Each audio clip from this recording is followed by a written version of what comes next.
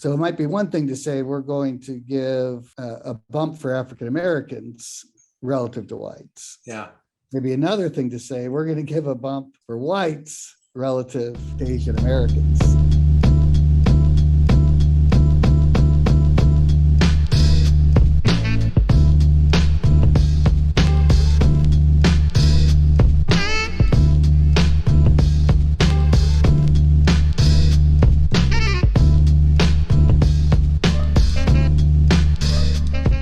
In this week's episode of Mixtape the Podcast, I had the pleasure of talking with a professor at Duke University named Peter Arcidiacano. I can never pronounce it correctly, no matter how many times I try. I first met Peter in graduate school. He was probably then an assistant professor at Duke, where he has spent his entire career. I was a PhD student at the University of Georgia, and he had a research paper on a topic that I was also working on involving marriage markets. He's been an incredibly prolific producer in the area of labor economics and education, as well as affirmative action. And he uses tools in econometrics that I largely never invested in, structural econometrics and discrete choice modeling. So when I read his work, I usually do it both because I'm interested in the paper and the paper topic, but also because I'm hoping that this will be a chance for me to open my mind a little bit more and pick up on some of that econometric modeling that I lack. Peter is also an expert witness in a high-profile case right now involving affirmative action and racial discrimination at Harvard University and the University of North Carolina, Chapel Hill, both of which have been combined into a single case, as I understand it, that's going before the Supreme Court soon. In this interview, we sort of walk through a lot of big and small issues around society's preferences around poverty and equality, as well as the role that higher education is playing in both. My name is Scott Cunningham, and this is Mixtape, the podcast. Okay, this is great. I don't know if you remember, so this is an interview with professor of economics at Duke University, Peter Arcidiacano, and we're going to be talking about a range of topics, but just to give the reader and the listener a little bit of background. Peter, could you tell me a little bit about yourself and what your involvement is with a current case going before the Supreme Court involving University of North Carolina and Harvard University? Certainly, and thanks for having me on. I've been at Duke now for over 20 years. This was my first job out of grad school and stayed here ever since. And a lot of my work has been on higher education, both with regard to choice of college major as well as affirmative action. And one of the really dissatisfying things about working on affirmative action is that universities hide their data. So you can't really get a good sense of how the programs are working because you typically don't have the data. And I think that really matters because to me, so much of the discussion about affirmative action is in the binary. Either we have it or we don't have it. But what it means to have it is something, as economists, we would think about that's something we'd be optimizing over. And so, there's really a large space between race as a tiebreaker in admissions and what somebody like Abraham Kendi would advocate for, which would be more of a quota system. And so thinking about where you stand on that, to me, I had this opportunity to work on these two cases, two lawsuits, one brought against Harvard and one against UNC on the role of race in these admissions processes. And for me, it was an opportunity to sort of look behind the veil and see how these programs actually operated. My intent was always to, a feeling as though if I'm going to be an expert on affirmative action, I should know how these processes actually work. So my intent was always to use this for the purposes of research as well. And we've written a number of papers out of the Harvard case, 4 have been accepted now, and we just released a 5th one on racial preferences at both schools, and we'll see what happens with that. So those lawsuits, I testified in trial at both those cases. My counterpart in the Harvard case was David Card, who recently won the Nobel Prize. I was wondering how I would respond to that, and actually, my response, I got to go up against a Nobel Prize winner. Yeah, right. So, those experiences were somewhat traumatizing, but because both experts, David Cardigan and Hawksby, are pillars in the field and people who have been very helpful to me and who I have a great deal of respect for. Yeah. So these cases have now, in both those cases, the side I was on lost at the first round. In the Harvard case, they also lost at the appellate round. In UNC, it didn't actually go through the appellate round because the Supreme Court merged the cases. Both the Harvard University case and the Chapel Hill case were already decided, but not at the Supreme Court level. That's right. So the decision was appealed. It's now before the Supreme Court. Yeah. I think the Supreme Court scheduled to hear arguments in October, and then we'll see when they release a decision. Okay. So, and these are both cases involving affirmative action and racial discrimination amongst particular groups of people. Groups of students? Is that right? That's right. Though in the UNC case, there's actually no claim of Asian American discrimination. So that actually, you only see that at Harvard. You don't see that at UNC. That doesn't mean I think that Asian discrimination is unique to Harvard. Right. I think it has to do with the fact of there not being that many Asian Americans at, in North Carolina. Right. And it's always going to be a bigger issue at the very top schools. And you were called in as an expert witness for the plaintiff in both. That's right. All right. So David Card is the expert witness for Harvard, representing Harvard against an accusation of, what exactly is the accusation against both of these institutions, and who brought these accusations against them?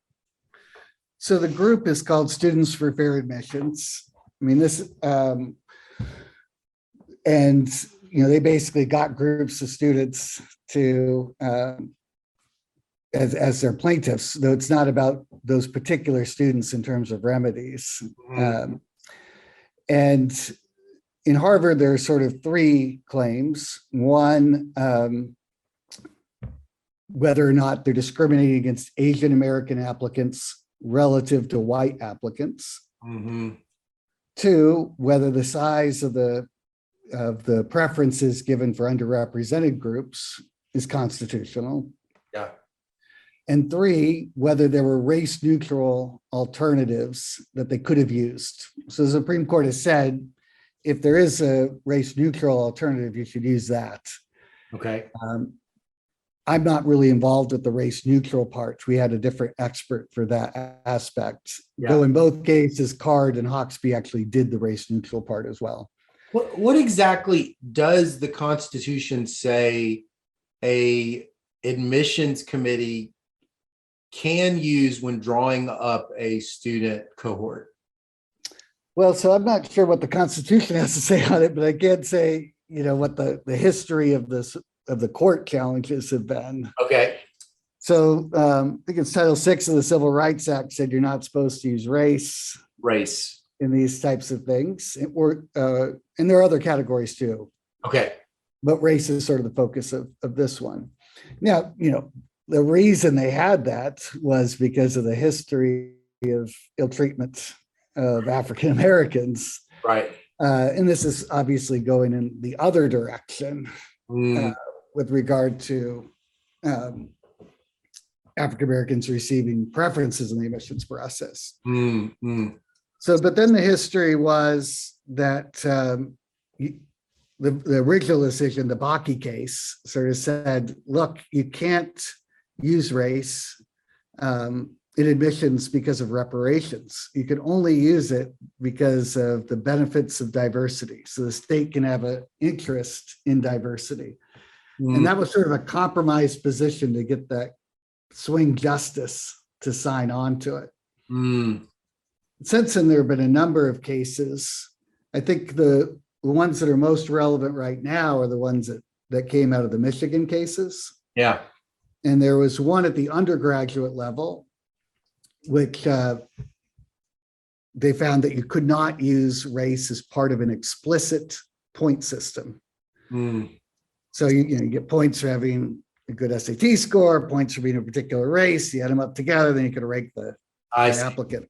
So there were schools that were doing a point system based on individual characteristics like race, and that was at that moment it was unclear whether that would be legal. It was, I guess, or was it something that schools were potentially in a legal kind of bad situation when they were using it, or was it just not known? I don't think it was clear, and that's where the court ruled you cannot use it in that way.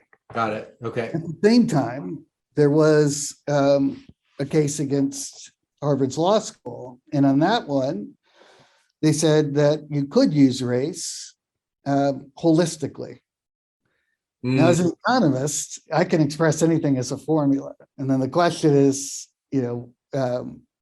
whether you see all parts of the formula or not. Yeah. So it gets a little tricky, and I think that from my perspective, I would have rather had the ruling go in the exact opposite way, conditional on if we're going to find in favor of one or the other.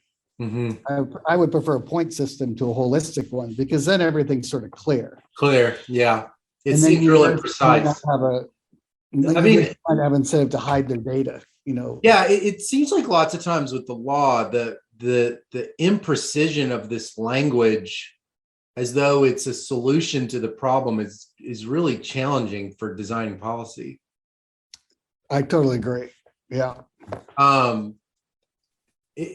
So, okay.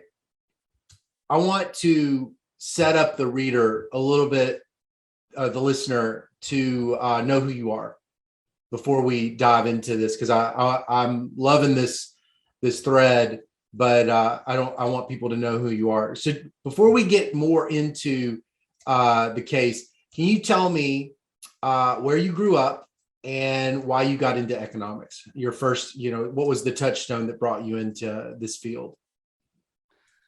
So I grew up in the Pacific Northwest.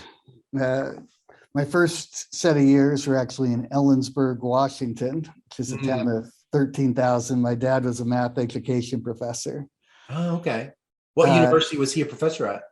Central Washington University. Okay. And then, what did you say it was? What was it again? It was math education. Math education. Yeah, so he was teaching teachers how to teach math. Oh, so you've always been, it's sort of in the family to be interested in education. Yes. And even this math education part, that's another way of describing an economist that studies education. Right. Math education. Well, my parents actually met in linear algebra class. So, that's romantic. And I've got two brothers and they were both math majors. Oh, wow. Okay. I was the only non-math major. Okay. But I came into college and started out in chemistry. I think econ PhD programs are filled with former hard science majors. No joke. Yeah. They hit organic chemistry and then they changed their major. Right. And, I just couldn't stand the lab. So it was too social. And one of my good friends, a guy who ended up being the best man at my wedding, was a couple years ahead of me and told me I should take an economics class. And it was amazing. I think just the way of thinking just worked naturally for me. Well, so when you say way of thinking, the way of thinking that was kind of like, can you tell me what your like 19-year-old self would have been like jarred by? Like, what was it? What are the specific things that economic way of thinking that he was noticing? Well, it just fit with a lot of how I operated. So I view economics as a great model of fallen man. That fundamentally, I was the guy who always looked for the loopholes. So responding really well to incentives, had a keen eye for how I could game the system. Right. And so I think a lot about what economics is doing is, the dismal science, right? Sort of rains on the parade of well-intentioned policies. Right. How are people going to get around the policies? Well, that's where I lived, was figuring out, how I could game the system. Right. So you were watching this idea of that kind of like rational choice paradigm. Is that what you mean? And that people would just simply, if they have goals, those goals don't just go away with a policy. They might just continue to try to achieve those goals at lowest cost, even then. Exactly. Right. And the other stunning thing, which I think really affected why I ended up doing the research that I did, was for me, the chemistry classes were just way harder than economics classes. Yeah. And I'm not trying to say that any classes are easy. Yeah. But there is definitely large differences in every university in what the expectations are across fields, and that distorts people's behavior. So I view it that most colleges are subsidizing students to go into low-paying fields. And how do they subsidize them to do that? They offer higher grades and lower workloads, smaller class sizes. All those things work so that lots of people come in wanting to major in well-paying fields and switch out. Right. And they do so because of the incentives the universities provide. Yeah. But so you got interested in economics, and that's like you're sort of describing some sort of price theory kind of microeconomics, but you've also have made a career out of being such a strong econometrician in this area of structural econometrics and discrete choice modeling. How did you get interested in those topics? What was your first reaction to econometrics? I had a very strange econometrics background. So my first year econometrics was taught by Chuck Mansky. Oh, the whole year. And so it was lots of bounds, And then my second year, it was all John Rust. So like a complete swing, right? So you go from the non-parametrics, what can you identify under the smallest number of assumptions, to what can you identify if you want to answer something really big. Right. You got to make a lot of assumptions to make that. Oh boy, that's an interesting journey right there. So I actually never had the mostly harmless econometrics at all. Yeah. And the econometrics has always been. This was Wisconsin. That's right. Yeah, that's right. What year was this? And the advances were always more because I needed to do something to estimate my models. Right. This was like mid-90s. This would have been the mid-90s or late 90s? I like to say late 90s. Yeah, I got my PhD in 99. Yeah. Okay, keep going. Sorry. So, I was thinking about my own experience in terms of choosing a college major and thinking about, well, people are learning over time. They start out in those STEM classes and figure out, wow, this is a little bit harder than I expected. Yeah. And then move through. Right. So I had in mind, actually had the idea for my job market paper my first year, and had this idea of a forward-looking model of how people choose their college major. And so then I go into John Rust's office, because he's my second year econometrics professor, and was like describing this problem to him that, people are making decisions today, given expectations about the future. Mhm. And he says, yeah, I think I can help you with that. And I was like, no, you don't understand. This is a really hard problem. And of course, John Rust had written the seminal paper about, how to estimate these types of models. And he was fantastic with me. Incredible, he didn't say idiot. Could you at least look at what I do before you come to my office? He was fantastic with me. Yeah. And actually, the funny story about that too is he's actually the only reason I'm an economics professor, because I only got into one grad school, got rejected from much worse places in Wisconsin. It was the only place that accepted me. Mm. And the joke was that was the year John Rust let everybody in. So there were 53 of us in my first class. That's awesome. 17 got PhDs. Wow. And, if you look at, another guy, one of my friends, I just actually found out we were actually at a conference in honor of John Rust this past weekend. Yeah. And it turns out that was the only place that admitted him as well. And he's been incredibly successful too, The John Rust fixed effect is filled with stories. That's right. That's really cool. I'm curious, that thinking about what this is kind of, I want to get to the Harvard and the Chapel Hill, but before we move on, you could imagine, had you gone to like Princeton or MIT and worked with, or Berkeley and worked with these kind of like the treatment effects guys, like Embens and Angrist and Card and Kruger and Orley and all these people, that it's not just that your knowledge of econometrics would have been slightly different, even the kinds of questions that you would be asking might be different. So I'm curious, what do you think your training in structural under Mansky and Rust, how has that shaped not just the way you do your work, but even the types of questions that you ask that you imagine you might not have asked,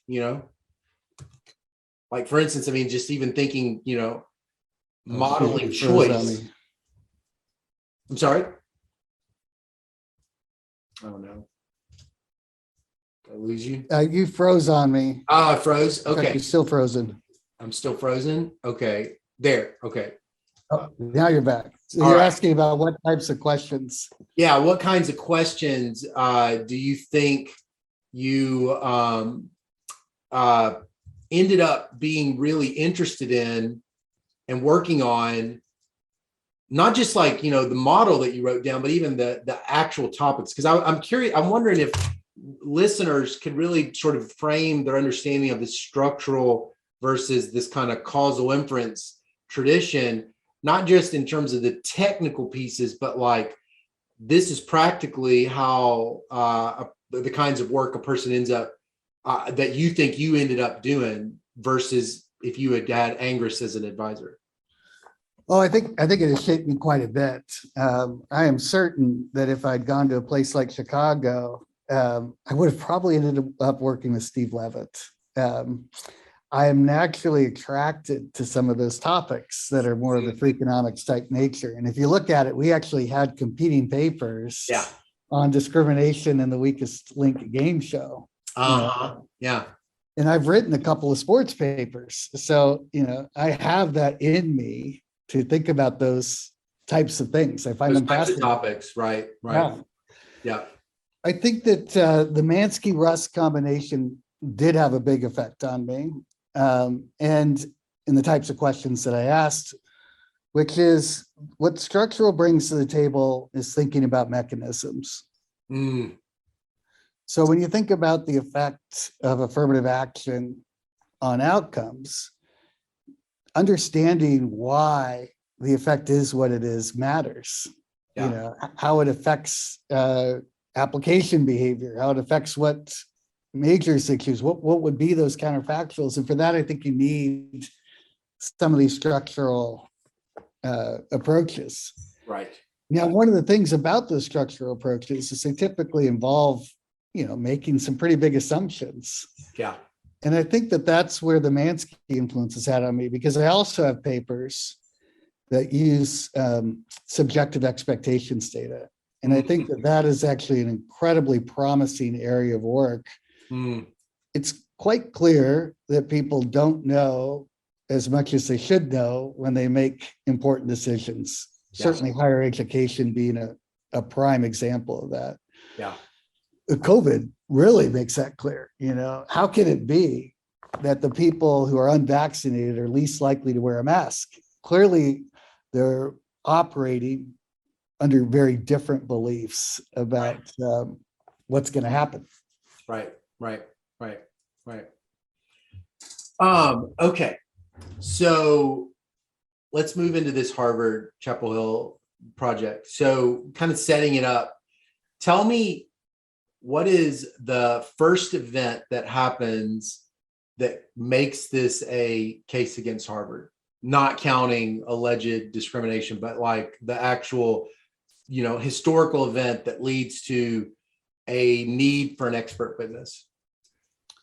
Well, I think the need for the expert witness came about because Harvard had to release their data in the context of the trial. So in the context of the lawsuit, the claim was there were some smoking guns that suggested the possibility, for example, of Asian American discrimination.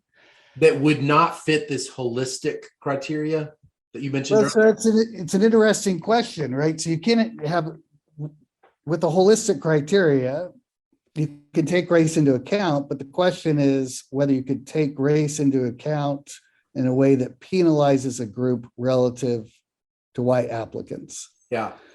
So it might be one thing to say we're going to give a bump for African Americans relative to whites. Yeah. Maybe another thing to say we're going to give a bump for whites relative to Asian Americans. Yeah. Right. Okay. So they've had a lawsuit brought against Harvard. Is that Harvard's had a lawsuit filed against them? What year is that? That's right. Sorry, say it again. What year would that have been? Oh man, I think it was back in 2015 or something like that. 2015. Did anybody see that coming, or was this odd and this is just inevitable? I think that, they were advertising for plaintiffs, students who had been rejected. So certainly there was an intent to file such a lawsuit for sure. And then, they had to weigh what universities to file it against. And they chose Harvard because of the patterns on what were going on with Asian Americans. And I think UNC had more to do with there was some evidence in the record from past cases that race neutral alternatives would work there. Okay. So you get involved. How do you get selected as the expert witness? And what's your job exactly in all this? So I think I got selected. I've written a couple of survey articles on affirmative action. And, I view it that there are lots of nuances. So the fact that I would actually say there are nuances as opposed to it being always good, right, made it attractive for them, I think. And, back in 2011, there was actually a protest here at Duke over one of my studies. Oh, really?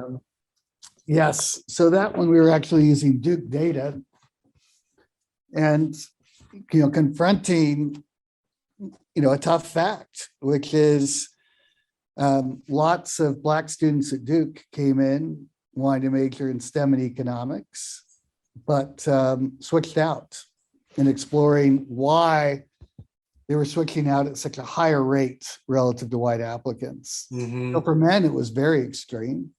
8% of white men switched out of STEM and economics to a non-STEM, non-economics major. Over 50% of Black males switched out. And you look at that, and you think that's a problem. And once you account for the differences in academic background prior to Duke, all those racial gaps go away. And I think what the path to the protest is sort of a long one, so I won't get into all details of that. But I think that they didn't believe the fact at first. And what was the fact exactly? That the racial discrimination, the racial bias, the racial differences vanished once you conditioned on what exactly? I conditioned on academic background, I see. Okay. and such like that. But I think even the original effect they were surprised by, which was that the switch out rates were so different. Yeah. And at that time, why is that a protest against you? What does that have to do with you if you're just documenting facts? Well, I think that the negative press headline said potentially racist study says Black students are taking the easy way out. And so potentially racist study. Potentially racist study. The yes. study was racist. That's right. And I think that the issue, it actually makes a lot more sense now than it did to me at the time. And economists thought this was crazy at the time. It's actually interesting because I got attacked from people all over the country. I mean, it didn't make a major news flash, but within certain circles it did. And actually, one of the people who wrote about it at the time was Ibram Kendi. This is before he changed his name. He wasn't famous in the same way that he is now. But the fact that I wasn't pointing the finger at the departments, I was pointing the finger, I think it was interpreted as victim blaming. It's their fault that they're switching out because they're not prepared. That's never how I would want to frame it. I would want it, to me, the issue is. You think you framed it that way? No, I don't think so. But the way economists talk about things is different. I know. I think that a generous view is that we don't know what we sound like or something. I get into this a lot with my work on sex work, and I work really hard to try to be very factual, and the use of words can be so triggering to a group of people, and I still can't quite articulate what exactly it is in hindsight what word I used that was so wrong. But I mean, you feel like you would write that paper differently now? Knowing that non-economists would read it, yes. What would you do? I think that I think, you have to be much more, when I say accounts for the differences in switching behavior, okay, the way other people hear that is I'm able to explain why every single person switches their major and it has nothing to do with other factors. That's the reductionist claim against economists, as opposed to, on average, this is occurring. So I did a radio interview at the time, and one of the people on the show was a blogger from Racialicious who was a regular on the show. And I didn't really know anything about the show going in. Yeah. And she got to go first, and she talked about how problematic my study was. And the way she described it were in ways that I did not think was consistent with what the study was. Right. And so my response to that, really by grace, was to say, if I thought that was what the paper was saying, I'd be upset too. And then was able to pivot into, look, we're actually on the same side on this. We want Black students at Duke to succeed in the majors that they're interested in. And to that point, we need to identify the barriers that are affecting that and what resources we can provide to make it so that that would not be the case. So what are you going to say to your let's say you could go back in time 10 years to that young economist writing this paper without telling him exactly what specifically to say? You can only say a general principle, like as you think about writing this, I want you to think about writing it in in a different way. What exactly should you be? What I guess what I'm getting at is, how would you what pedagogically should we be communicating to young economists about language and audience that we haven't been doing historically, so that we are not unnecessarily tripping people up and creating confusion? Yeah, I think it's really tricky, because on a lot of things, it's just very hard to have a discussion where the emotions are not involved. Yeah. Yeah. So when you speak about things related to race and you talk about things in a very matter-of-factual way, Yeah. that can be heard as you don't care. Yeah. You are not interested in fixing the problem at all. You're just explaining away why we don't need to do anything. Right. Right. And, that's how there's actually this marriage book I really like, which is, again, I'm going to say this, it's going to come across as stereotyping. This is obviously distributions overlap, but it's called Men Are Like Waffles, Women Are Like Spaghetti. And the idea is that men compartmentalize everything, so we're talking about this specific issue, not seeing how it relates to the broader picture. The marriage advice I always give now is, don't try to solve your wife's problems. That's always a mistake. Yeah. But that's effectively, as economists, exactly what we do. We're working in the little waffle box, Right. Focused on this particular problem. Yeah. And I don't know how to change that with regard to economics papers. I really try to be very nuanced in my language and such. Yeah. Maybe in how you motivate the paper, recognizing the racial inequities and the historical discrimination. Yeah. But there is a sense in which it will not be enough. Yeah. Yeah. There's this, I just now drew a blank on I teach it all. I can see the slide in my deck, but there's a famous computer scientist, and he says this principle about writing code. And he says, be conservative in what you do and be liberal in what you accept from others. And it's like this principle of code writing, which I guess is like, he's basically saying, when you write code, it needs to be like the noise to signal ratio needs to be like very, very low. You need to be very clear in what it's doing and very efficient, so as to minimize these unnecessary errors. But when you're receiving the code, either from your, earlier part of the code or for some other foreign source, I mean, you have to kind of change your viewpoint in that sense, because really the goal when you're on the receiving end of the code, it seems like your goal is to be this antenna, and this antenna is trying to extract information from any meaningful information from the noise. And so you have to have, as a listener, a certain amount of grace that tolerates that this other person may make mistakes, doesn't say it all right, goes really, really to great lengths to try to, figure out exactly what the message is and what it isn't.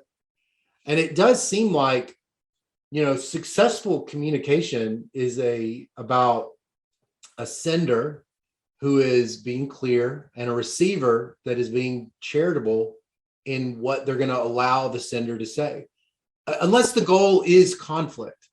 That's right. If the goal is conflict, then obviously you don't do that. What you do with conflict is you find the most, then it's just bad faith. It's just like, trap a person, win the debate. And, sometimes many of us don't realize who we're talking to. We don't know if we're talking to a good faith or a bad faith person, but there's limits, I think, to what an economist or anyone can do if the person they're talking to really is not interested in connecting. That's right. And, it's interesting because I think when I either speak publicly or even giving seminars to economics audiences, the first part is building trust. Totally. To say, we have the same goals. Yeah. We may have different views about how to get there. And I've got some information that may change your mind on this. Yeah. And the issue is whether they can hear the information I say, or if it's going to be ruled out because I'm a bad person. Right. Well, let me ask you something. So these tests so you correct me where my thinking is wrong. Testing for racial discrimination in admissions. I could imagine Econometrics 1, I get the data set from Harvard, and I run a regression of admit onto a race dummy. Right. And then I interpret the statistical significance on the race dummy, and then I add in more observables. In what sense is this philosophically what we are trying to do in the United States legally to detect for whatever it is that's violating the Constitution? And in what sense is it a big fat failure? That's not what we're trying to do. Can you kind of elaborate that as like a multivariate regression kind of as a metaphor? Yeah, so I think, how to interpret that beginning coefficient. I don't think that coefficient has much of an interpretation, particularly in admissions, because of who applies, and that was, one of the papers that we published on this is about Harvard's recruiting practices.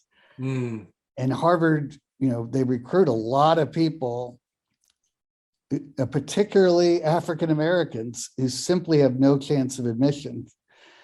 And so, you could make it, and that could be part of the reason, right? Would be we want to appear as though when you do just that one regression with that one variable, through affecting my applicant pool, I can always make it so that coefficient is. So what's happening? So if I've got a university, just in a real simple sense, let's say a university, if they're white, they span their they basically task to the university, to whoever, and they say, get a pool of white applicants, use this rule. Get a pool of black applicants, use this rule. And it's just like very, very different rules. That's right. Okay. If I then run a regression, like, how in the world am I going to detect racial preference in admission when racial preference was used in the drawing up of the application in the first place? So I think that's where I think one of the principles that, it's not randomization for sure, but one of the key principles is how do you think about selection on observables versus unobservables? Yeah, right. And so if you can account, in the case you just described, if it was differences in test scores alone, once you account for test scores, then you could see how they were treated differently, conditional on those test scores. Yeah. And typically the way that works is that when you add controls, the coefficient of the discriminated group typically goes down because there was, because of history discrimination, that there was going to be differences in those things. That was why you had the program in the first place. Right. But what's interesting in the case of Asian Americans is it tends to go in the opposite direction, right? So they're stronger on a lot of the observables. Right. You add controls, it looks like the coefficients, becomes more negative for African Americans. Coefficient as in so if I did a regression of admit onto an Asian dummy, nothing else, it'll be positive. Well, it depends.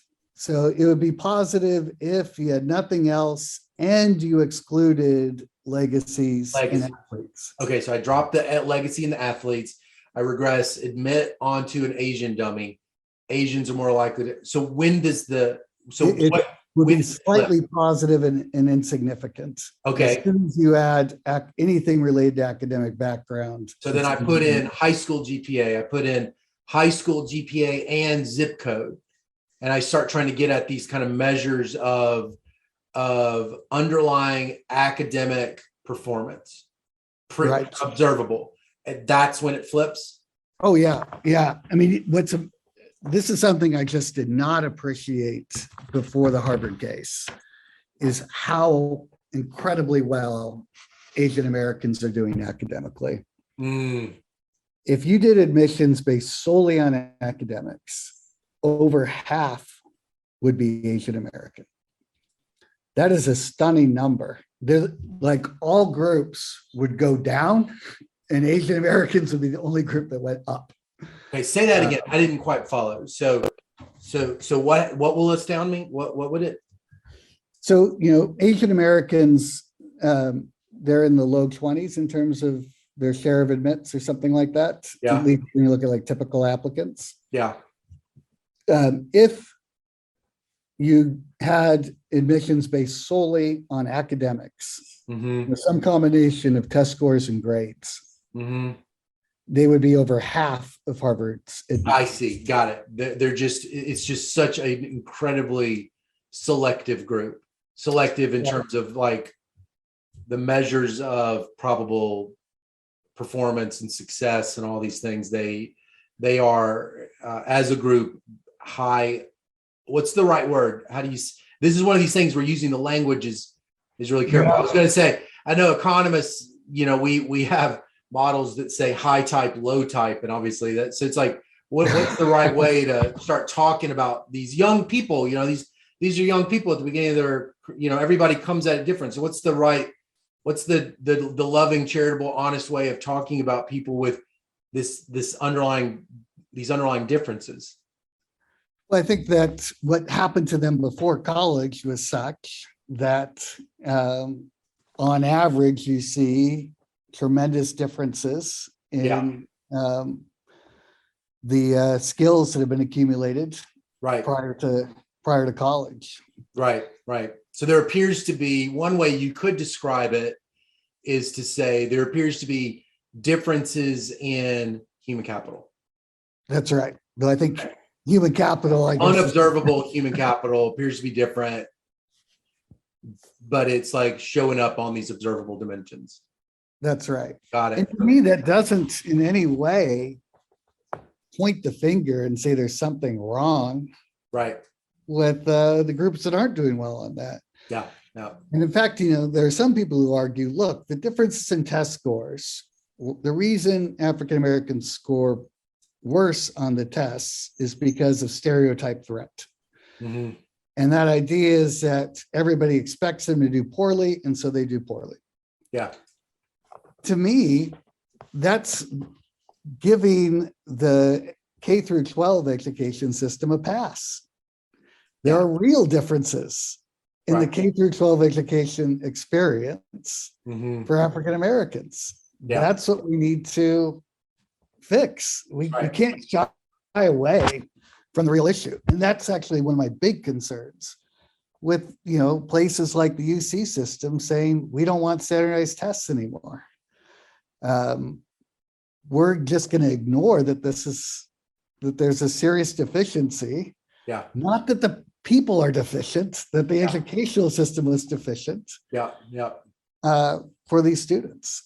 It's interesting. It's like one of the papers I teach a lot is I know you're familiar with this, Mark Hoekstra's Review of Economics and Statistics article on the returns to attending the state flagship school.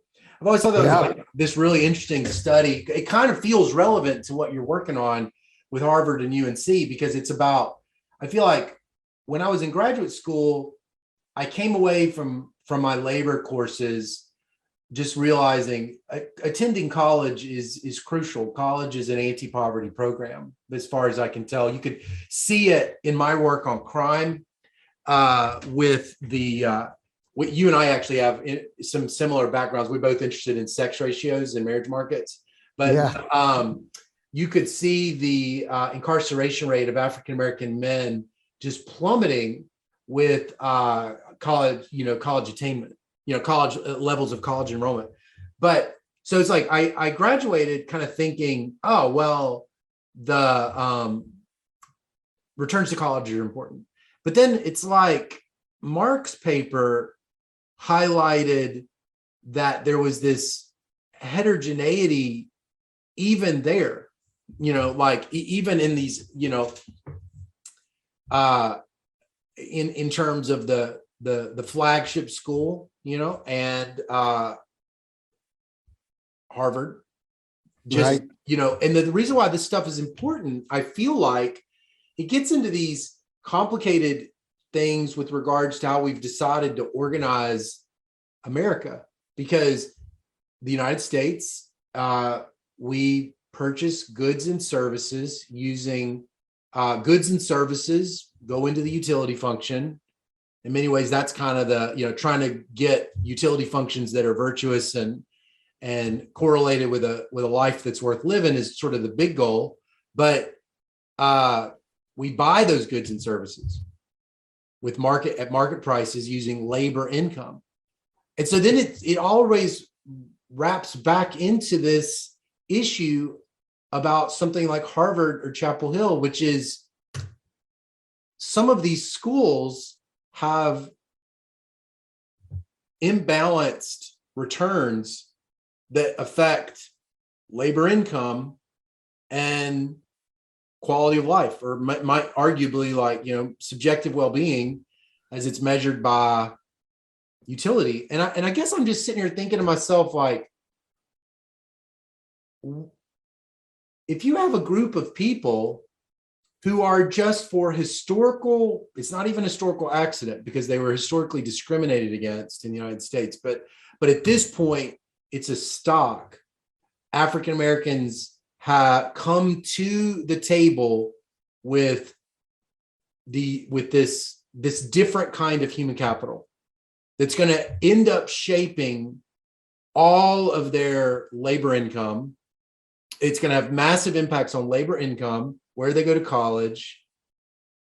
It's like, I don't see how you can separate out the fact that we've got to decide collectively what exactly is the goal for these different groups of people that live here in the United States, and that one of the existing mechanisms for income is college.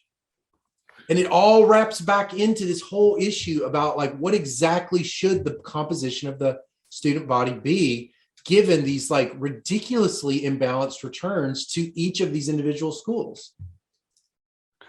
That's right. But I think that some of those things could be balanced more if we were doing the things that were actually successful in changing the human capital up front. And so, one of the most, it was really disappointing in my mind when after Floyd, I think KIPP charter schools decided that their motto is no longer appropriate: be nice, work hard. And I say that mainly because no excuse charter schools, which no excuse, that's something that you can't really say quite the same way now. Right. But these schools were incredibly successful at closing the achievement gap. They were actually very successful. Right. We should be doing that. That's where the resources ought to go. Right. Instead, what you see in California now is they're getting rid of advanced classes. There's two ways to deal with an achievement gap, right? Mm-hmm. You can bring the people who aren't doing as well up, right? Or you can bring the people who are doing well down. The getting rid of the advanced classes is not bringing, in my mind, those students up. Mm-hmm. And if anything, it's providing huge advantages to people of means, because you cripple the public education system, take the path out for them to develop that human capital. Right. And then the people with resources send their kids to private schools, or that stuff isn't going to go on. Right. right. And that's where I think a lot of the discussion, we can talk about affirmative action at Harvard. At the end of the day, that's really about appearances. The people who are going to Harvard most of them are coming from incredibly rich backgrounds. Right. Regardless of what race. There are differences across the races, but that's where the action is. Right. And that's what we typically focus on in education. But where we really need to be doing more is for the lower income kids. Mm-hmm. And COVID's going to, we're starting to see that's going to be a train wreck for education for those kids who went to public schools. There's certain elasticities that I think COVID sort of highlights, which is that there are groups of students who probably their ability to substitute to the best case scenario in a very difficult situation was really, they had a very high, they were able to do it. It may not have been, it wasn't a perfect substitute, but they were able to continue to do it. And I think for some groups of students, it was just it was a train wreck. Yeah. Just like their ability to make those substitutions to whatever was required, could be anything ranging from the access to physical resources like, computers and Wi-Fi that's stable and all these things to just simply the way your brain works, just being able to be present. I definitely think that COVID cut a mark through the students it did in our family, completely cut a mark through the students in weird, jagged way for sure. But within your family, you're able to substitute in ways that other families cannot. Yeah. And that's the catch. I think that, I don't work a lot in the K through 12 space, so this is sort of a non-expert opinion on that. But if my read on the studies is if you find positive effects of, say, charter schools, Catholic schools, smaller class size, if you're going to find positive effects for anyone, it's going to be inner city African Americans. And I think that the reason that you see that is the way families substitute, that their families are not in as good of a position to substitute. Yeah. The way my family is. My kid has a bad teacher, we're going to undo the bad effects. Right. So you're going to think, the teacher's fine. But no, we undid the effects of that teacher in ways that other families cannot. Right. So what do you think is the smoking gun evidence that Harvard and that Harvard University has to, what's the smoking gun fact that's the most damning evidence for racial discrimination in admissions? Racial discrimination against Asian Americans, I think that there's so many damning facts, but I'll start with the first one, which is Harvard's own, internal offices. They have their own internal research teams. They estimated models of admissions and consistently found a penalty against Asian Americans. You could look at that. You'll hear people say, well, those are simplistic models. The fit of those models was incredibly high. Yeah. So they were explaining. I think people underestimate the shoe leather sophistication that goes on in these admissions office with developing their own internal models. Well, and what was striking is Harvard's defense of this was, well, we really didn't understand the model. But what was interesting is that those models also had whether or not you were low income in it.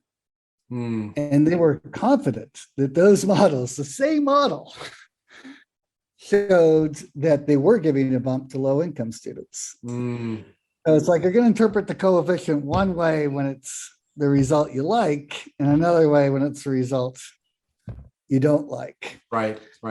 So their own models showed So what was the penalty? What was it? It was a dummy, a coefficient on a binary indicator for Asian American? For That's Asian? right.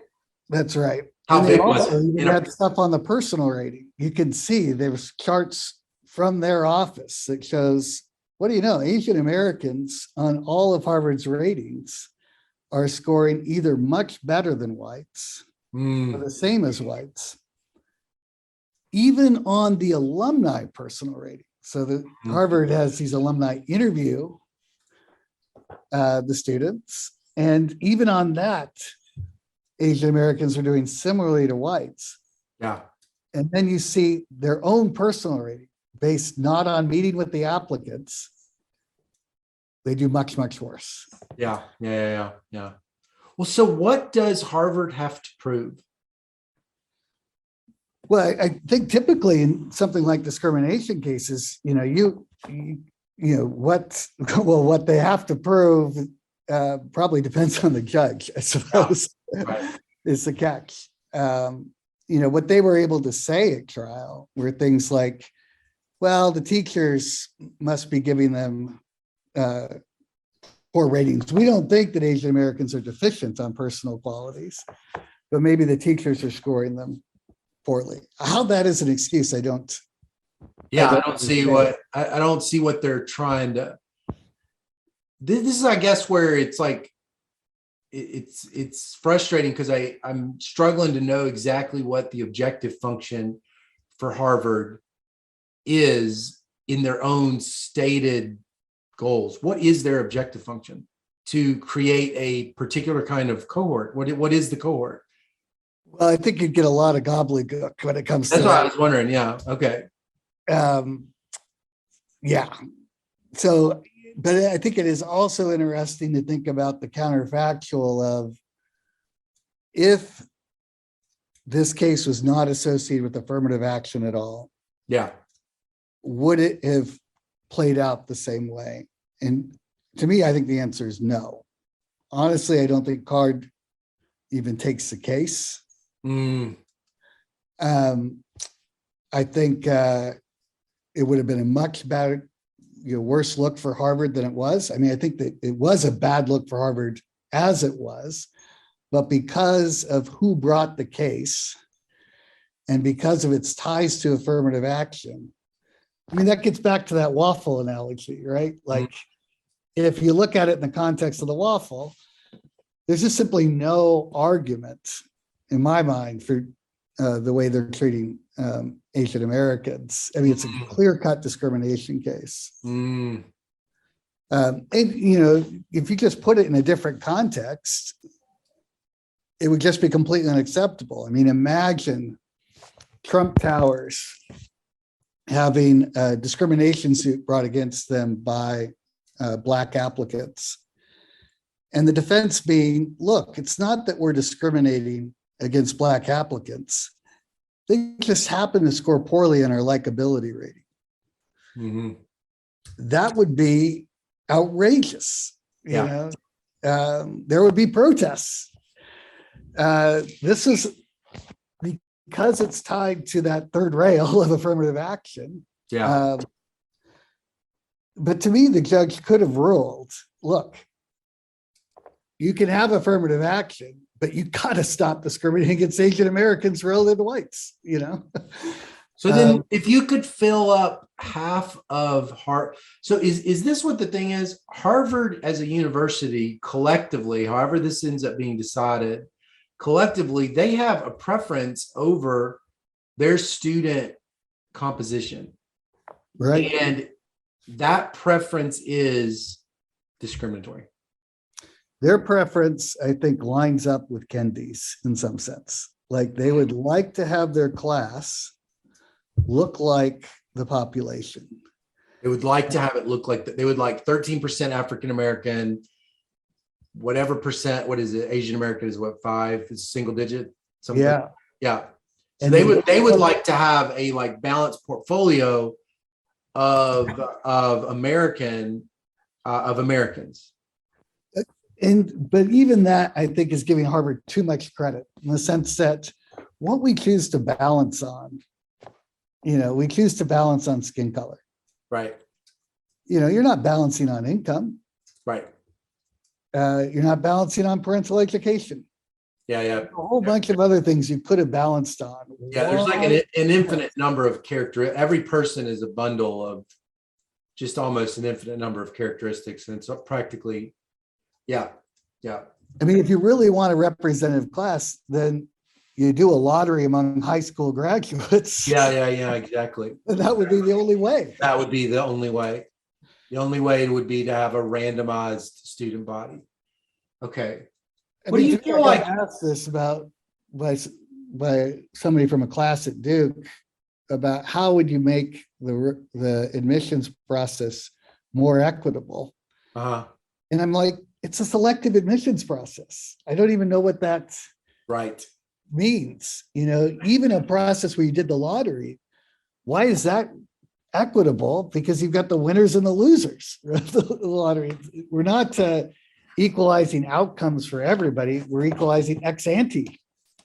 It's like, I mean, this is all this this deep collective choice, social preferences kinds of questions about.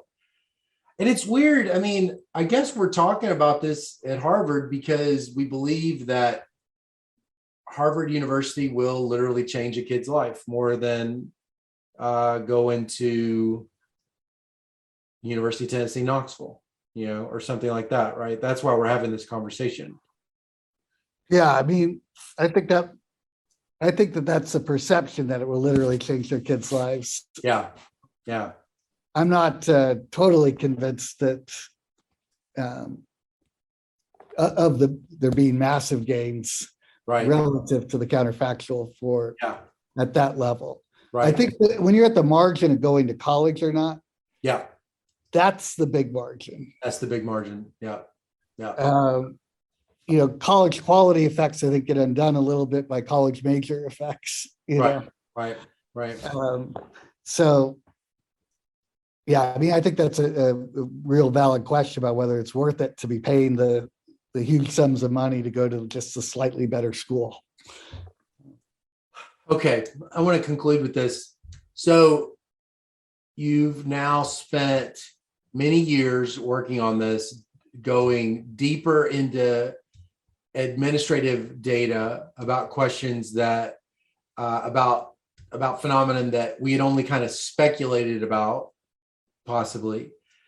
What are the top two things that you learned that, being a career economist that had worked on topics in education and affirmative action, what are the top two things that you learned that you just literally, you just would have never learned had you not been involved in these two cases that are of like real, that you think that matter for other people too? Right. So I think one of the things is that the Supreme Court rulings in the Michigan cases were really a handout to elite private schools. Oh, interesting. That when you think about doing holistic admissions, a place like Harvard can do that in a way that UNC cannot. UNC is effectively, and you can see this in our models, they are more formulaic. I mean, I don't even know how Berkeley's doing admissions now without test scores. Think about how many applications they get with the resources that they have. I just don't know. The other part to it, Peter, are you basically saying that Harvard and elite universities get, first of all, a profound amount of information about each student, and they get this incredibly right tail applicant that they don't even need test scores to find the students that are going to be successful? Well, I think they can get information in a way that the public schools can't because of the resources. So you don't have to take those test scores, but you're going to see, you might have things like winning a science fair, Right. and other proxies. Right. And that's information that the public schools aren't even going to really collect because they don't have the resources to do that. You can see that. just in the number of letters Harvard requires versus UNC. I mean, the fact that any university would ever voluntarily say, we're not going to collect this information or make decisions based on this anymore, you should already just kind of automatically think the only people that would ever voluntarily do anything is because they don't need that thing. Right. Right. Like they're endogenously sorting into something that probably they incur almost no cost of of doing it. So an elite university that drops some sort of admission criteria, probably they've got something just as good sitting right there. Well, I'm not sure if they have something just as good. I think it's also a protection against an Asian American discrimination suit, because Asian Americans are just doing so well there. Right. You need to take it out of the criteria. And that probably brings me up to the second point, which I think is a huge one. I think holistic admissions favors people from privileged backgrounds. And I say that even more so after going through these cases. Yeah. We think about test scores as being unfair because of coaching and they're correlated with income. And that, of course, is true. Yeah. But the other things are even more unfair. Harvard has an athletic rating for non-recruited athletes. And the people who score best on that are white legacies. And why is that? Because part of that is, are you likely to walk on to one of Harvard's sports teams? Well, Harvard sports, normally we think about sports as being more of an equal opportunity thing. That's not true at Harvard. Harvard offers more varsity sports than any school in the country. And what's the marginal sport? It's sailing. So sailing, who does sailing? People who are coming from really rich families. Yeah. Right. That was another stunning thing, is that I think we really need to rethink college athletics. It's one thing to think about Duke's basketball team, right, as a pathway where, sure, of course, we're going to admit you. But it's another thing in my mind to think about a sailing team as being, I don't have to be particularly strong academically as long as I'm on the sailing team. That right. seems like a pathway for the rich.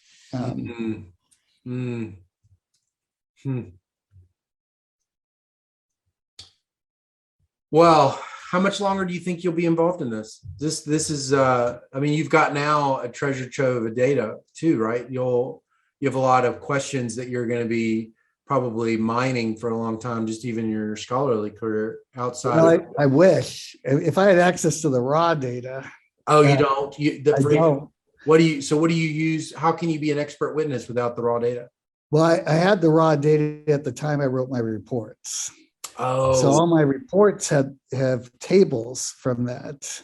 Got it. And so we've published 4 papers effectively out of my reports and out of other things revealed in the trial. Yeah. They actually tried to get the database admitted into evidence, and not surprisingly, Harvard objected. Yeah. That would have been, once it's in evidence, anybody can have it. That's right. I mean, that's, my fear with a lot of this stuff is universities will selectively release their data to people who will get them the answers that they want. And no one else will be able to look at it. Yeah. It's a serious problem. It's like pharmaceutical companies being the only ones allowed to evaluate the trials of their drugs. I bet you the Asian American community I bet this has been very troubling. Oh, and confirming for them. So I didn't really know about this, but then I talked to some of my former Asian grad students, and they're like, yeah, we've known this has been going on for a long time. But I think what's probably more troubling to them is not that it's going on, but the fact that now that it's been exposed, how comfortable people are with it. That's disappointing. Yeah. It's so nice to talk We met a long time ago. You came and presented your terms of, I think it was, no, I don't think you presented the terms of endearment paper. I think that you presented something else, but you were gonna. But Chris Cornwell had invited you to Georgia while I was a graduate student, and I was in Chris's office with you, and because we had this marriage market, I had a marriage market dissertation, and you had this other thing, and it's nice to meet again after probably like 16 years. Yeah, it's been a long time. Been a long time. Yeah. Well, good luck with everything. Thanks for sharing everything about this. This has been really interesting for me. I hope for other people too. I love doing it. Really appreciate you having me on. I mean, I look at the other people you have on. It's like, wow, this guy's which one of these doesn't belong? All right. You have a great day. You too. Talk to you later.